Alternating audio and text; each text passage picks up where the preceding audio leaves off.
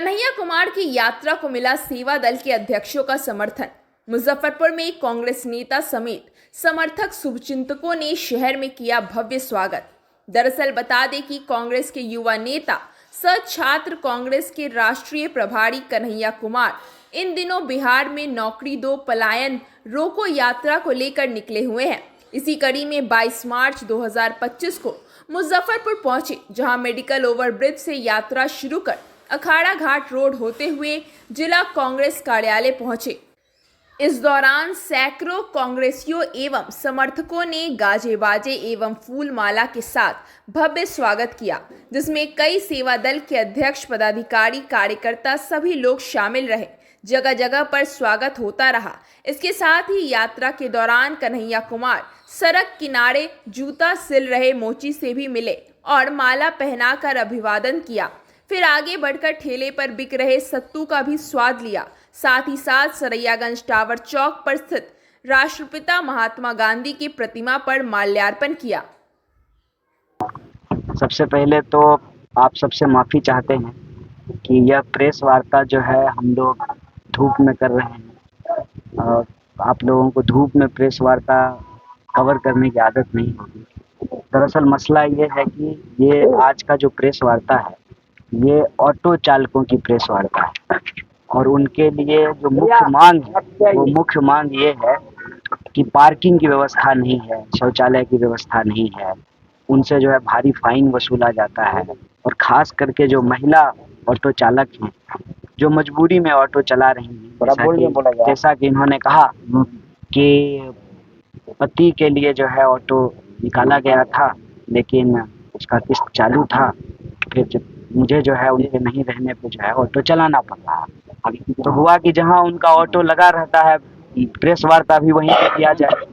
तो धूप में जो है आप लोग प्रेस कवर कर रहे हैं, इसके लिए आपका बहुत बहुत शुक्रिया और माफ़ी कि धूप में प्रेस वार्ता हम लोग कर रहे हैं। दूसरा, आज जो है वो आज बिहार दिवस है, तो आप सबके माध्यम से हम पूरे बिहार वासी को बिहार दिवस की बहुत बहुत बधाई देते हैं।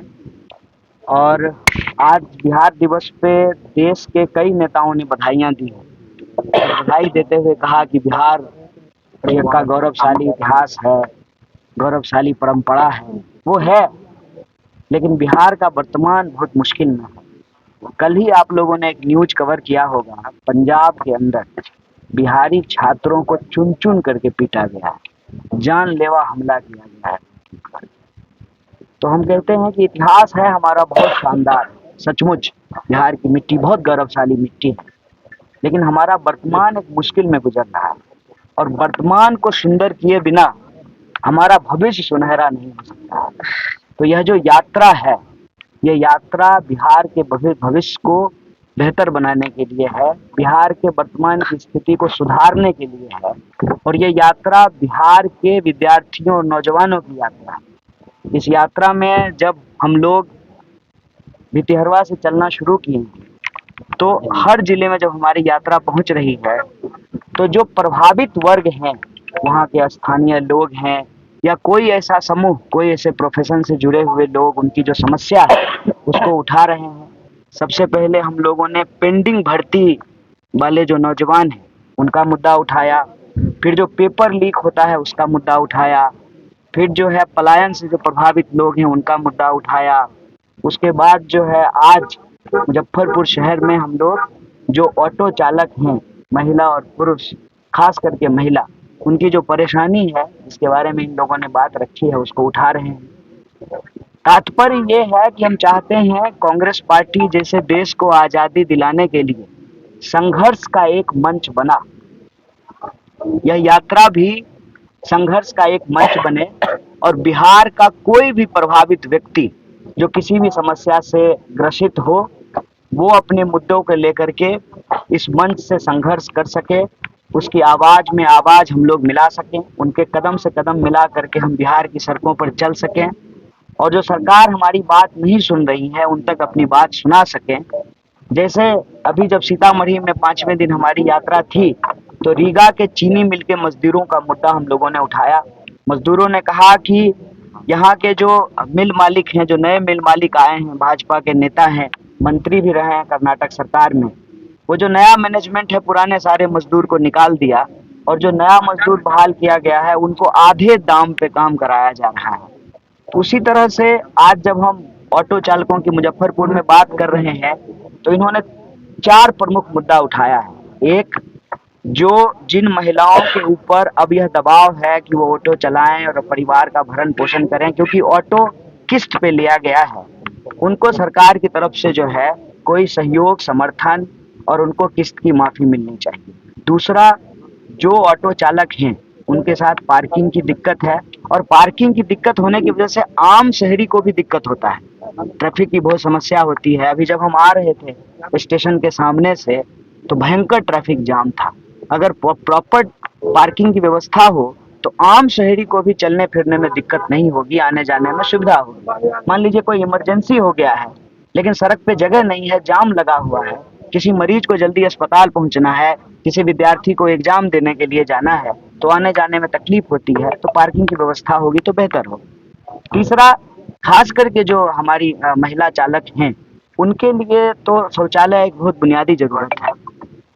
शौचालय सबके लिए बुनियादी जरूरत है लेकिन महिलाओं के लिए ज़्यादा ज़रूरत है, उसकी मांग उन्होंने की है। और चौथी एक बहुत महत्वपूर्ण बात जो है एक साथी ने उठाया कि रेवेन्यू कलेक्शन के नाम पे दरअसल हर स्टॉप पे, हर स्टेशन पे, हर स्टैंड पे जो है एक तरीके से रंगदारी वसूला जाता है।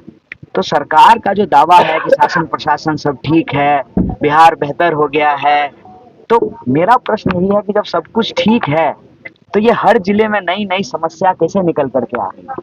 अभी जब हम लोग चंपारण में चल रहे थे, पूर्वी चंपारण में भारतमाला प्रोजेक्ट बन रहा है, लंबी चौड़ी सड़कें बन रही हैं, लेकिन असल बात यह है कि किसानों को जो है उनके जमीन का मुआवजा नहीं दिया गया। मात्र 4 लाख रुपए कट्ठा दिया गया है, मार्केट रेट जो है 20 लाख रुपए कट्ठा है। जबरदस्ती जो है उनका भूमि अधिग्रहण कर लिया गया। तो जैसे जैसे ये यात्रा आगे बढ़ रही है, यात्रा का 7वां दिन है, कल हम लोग समस्तीपुर में पैदल चलेंगे। हर जिले में जाकर के बिल्कुल एक अलहदा यूनिक प्रॉब्लम जो है वो सामने आ रहा है। तो इस यात्रा का उद्देश्य यही है कि आप सबके माध्यम से यह यात्रा संघर्ष का एक मंच बने और आपके माध्यम से बिहार के लोगों को पता चले कि हमारे प्रदेश की क्या समस्याएं हैं। आपके माध्यम से हम सरकार तक अपनी बात पहुंचा सकें।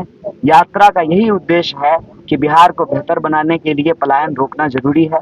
पलायन तभी रुकेगा जब यहाँ पर बेसिक इंफ्रास्ट्रक्चर होगा, जब 6 स्कूल होंगे, अस्पताल होंगे, लोगों को रोजगार होगा।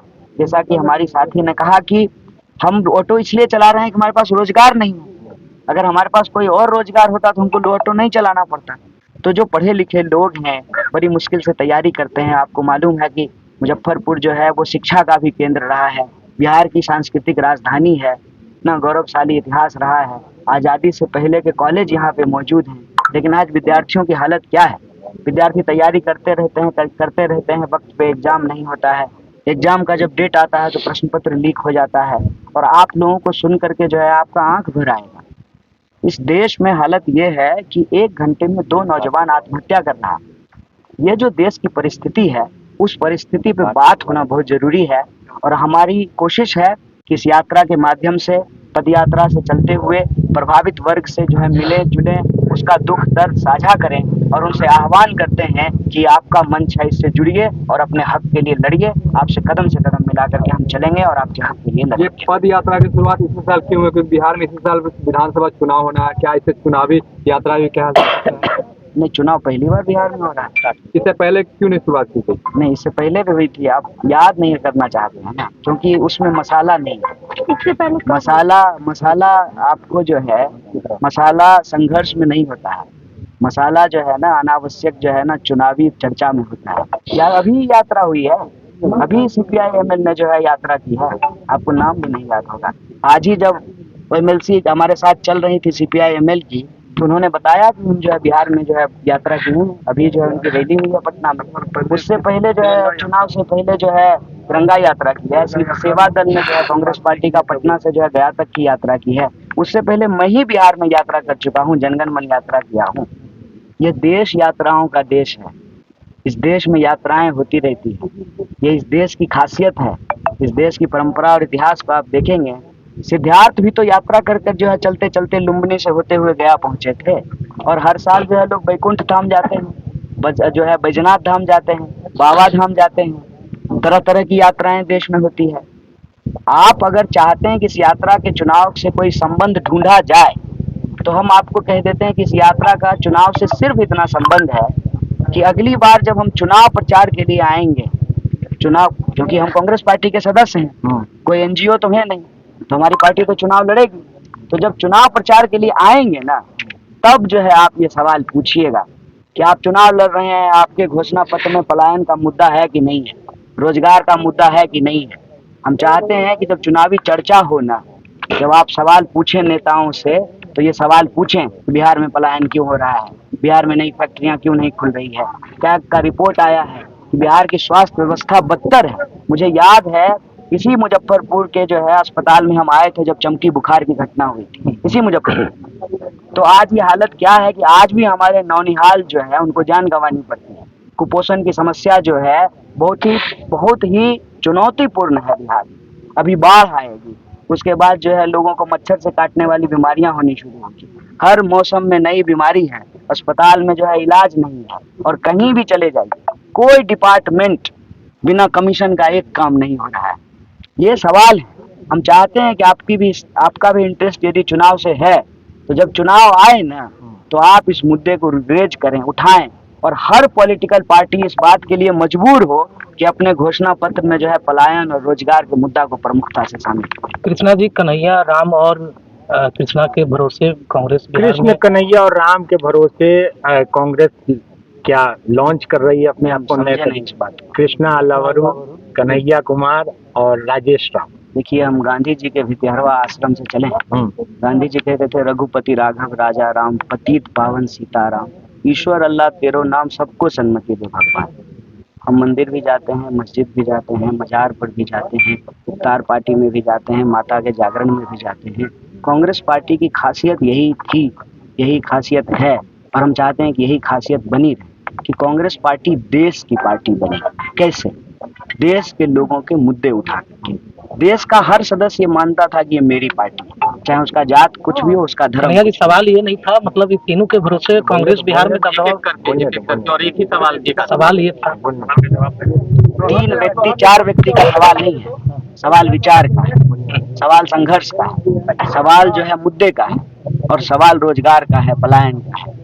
मैंने आपको कहा कि जैसे आजादी के आंदोलन के दौरान कांग्रेस पार्टी देश की पार्टी बनी, नीलहों के जो नीले जो तिल की खेती कर रहे थे, अंग्रेजों का विरोध कर रहे थे, वो भी इसका हिस्सा हुए। जो गिरनी कामगार थे वो भी इसका हिस्सा हुए। जो नौसेना में काम करते थे वो भी इसका हुए। जो अंग्रेजों की नौकरी करते थे, अपना नौकरी छोड़ करके, वकालत छोड़ करके, बैरिस्ट्री छोड़ करके, वो भी इसका हिस्सा हुए। जब समाज का हर वर्ग, हर समूह इस पार्टी से जुड़ा और सब मिल करके लड़े, तभी तो अंग्रेजी राज गया, संविधान का राज स्थापित हुआ, हमारा आपका वोट बराबर हुआ। इस मंच पे बैठे हुए लोगों की जाति धर्म अलग अलग हो सकती है, पेशा अलग अलग हो सकता है, वोट बराबर है। जो संविधान का राज स्थापित हुआ, तो अगर हम चाहते हैं कि आज़ादी बची रहे, संविधान बचा रहे, और देश में सबको शिक्षा, सबको काम, बराबर का आत्मसम्मान मिलता रहे, उसके लिए जरूरी है कि कांग्रेस पार्टी जो प्रभावित वर्ग है उसके लिए संघर्ष का मंच बने। बात 1, 2, 3 व्यक्ति का नहीं है, बात विचार का है। एक सवाल है, अगला चलो का भी नारा है क्या? देश में जो है 1 नेशन 1 इलेक्शन की चर्चा चल रही है, उसको आप लोग किस नजरिए से देखते हैं? देखिए, आप लोग घूम घाम करके इलेक्शन पे ही आ जाते हैं, और हम कोशिश करेंगे कि आपको जो है घूम घाम करके हम रोजगार पे लेकर और महंगाई पे कुछ बात करिएगा। 1 नेशन 1 इलेक्शन की जो चर्चा है, इलेक्शन होता रहे, 1 नेशन 1 इलेक्शन, कांग्रेस जो भी होता है, शुरू हुई। हमारा मुद्दा यही है कि इस देश के राजनीति के विमर्श के केंद्र में नौजवानों के रोजगार का सवाल प्रमुखता से उठाया जाए। कांग्रेस और अगला जो चलो की प्रभावित नीति अपना रही है क्या बिहार में? बोलने दो। और जो प्रभावित युवा वर्ग है, ये यात्रा उसका मंच बने। किसी को नेता बनाना, MP, MLA, मंत्री, मुख्यमंत्री बनाने के लिए, जो प्रभावित युवा वर्ग है, जो प्रभावित नौजवान है, जो स्थानीय लोग किसी मुद्दे से प्रभावित हैं, उन मुद्दों को उठाने का, उन मुद्दों पर संघर्ष करने का ये मंच बने। कांग्रेस जी, आप बिहार के रहने वाले हैं और बिहार में ही राजनीति देखा जा रहा है कि हाल फिलहाल में 6 महीना बचा हुआ है, उसके बाद आपको भेजा गया। आखिर क्या वजह है जो आपको बिहार से दूर रखा गया? कौन हमको बिहार से दूर रखेगा? आप ही कह रहे पार्टी हैं बिहार मेरा। पार्टी रखी है आपकी। अच्छा, तो हम जब पार्टी में नहीं थे तब बिहार के नहीं थे। जिस समय सीपीएम में थे उस समय तो आप बहुत एक्टिव थे, लेकिन जब से आपको कांग्रेस में गए हैं तब से तो बिहार छोड़ ही दिए हैं, और चुनाव 6 महीना बचा हुआ है तो आप देख रहे हैं कि सक्रिय है। नहीं, ये तो आपके मन में है ना। कैसे बिहार छोड़ देंगे? मेरी माँ यहाँ रहती है, मेरा परिवार यहाँ रहता है, मेरा घर यहाँ। राजनीति नहीं कर रहे हैं। राजनीति तो हम अभी भी नहीं कर रहे। कन्हैया जी, ये एनडीए के द्वारा, कन्हैया जी, रुकिए ना, आप पर आरोप लगाया गया था देशद्रोह का भी। नीतीश कुमार अभी एक वीडियो वायरल हुआ जिसमें राष्ट्रगान में प्रणाम कर रहे हैं, हिल डुल रहे हैं, उस पर आपकी क्या प्रतिक्रिया? मेरी अभी सबसे एक ही प्रतिक्रिया है कि ये यात्रा पलायन रोकने और रोजगार देने के लिए है। बाकी दुनिया भर का आपको जो भी प्रश्न है सब बचा करके रखिए, सबका जवाब देंगे बारी बारी से। आज मेरा आपसे निवेदन है कि इस प्रेस कॉन्फ्रेंस के माध्यम से जो महिला ऑटो चालक हैं, जो ऑटो चालकों ने समस्या उठाया है, प्लीज जो है हाथ जोड़ करके निवेदन है उस पर उठाइए। देश भर की मीडिया बहुत कुछ बात करती है, आपसे निवेदन है ना कि कभी मजदूरों का मुद्दा उठाइए, कभी नौजवानों का, कभी किसानों का, कभी आप पत्रकार हैं, अगर आपकी भी कोई समस्या है तो वो भी बोलिए, आपके साथ भी एक दिन प्रेस कॉन्फ्रेंस करेंगे। थैंक यू, चलिए।